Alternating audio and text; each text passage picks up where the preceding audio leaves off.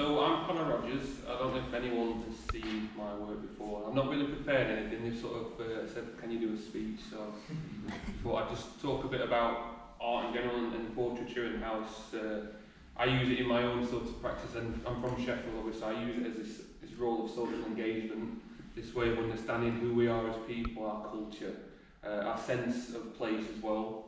It is an honour to be here on the other side for a change, because I usually am someone who's applying, and I know what it feels like to be an artist, trying to put a part of yourself into a prize or submitting a sense of who you are, which is essentially what we're doing. We're capturing our sense of self through these portraits or through the paintings and drawings and even collages and things as well.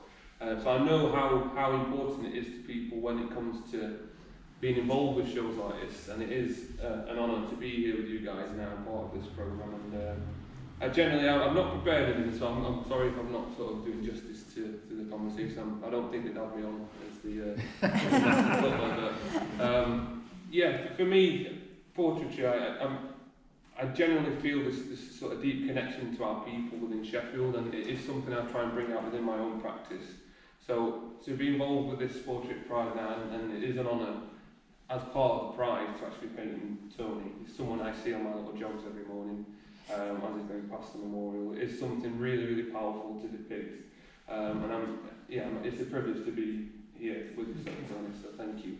I don't want to keep talking too much because I'm not the best chatter or whatever, but I'm here to present the prize, which is something really, really a humbling opportunity for myself. So I'm going to get straight to it rather than spend hours just talking about myself. But I want to talk about the work first. I had the opportunity to go through these on Sunday and have a look at the standard.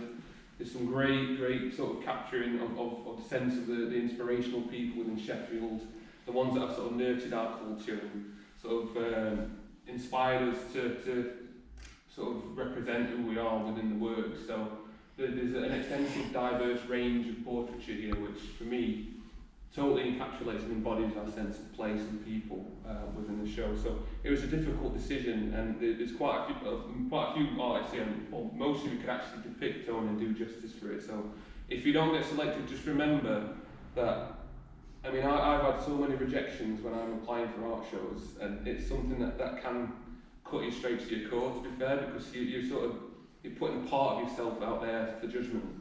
But just remember, that doesn't judge whether your work's good or not.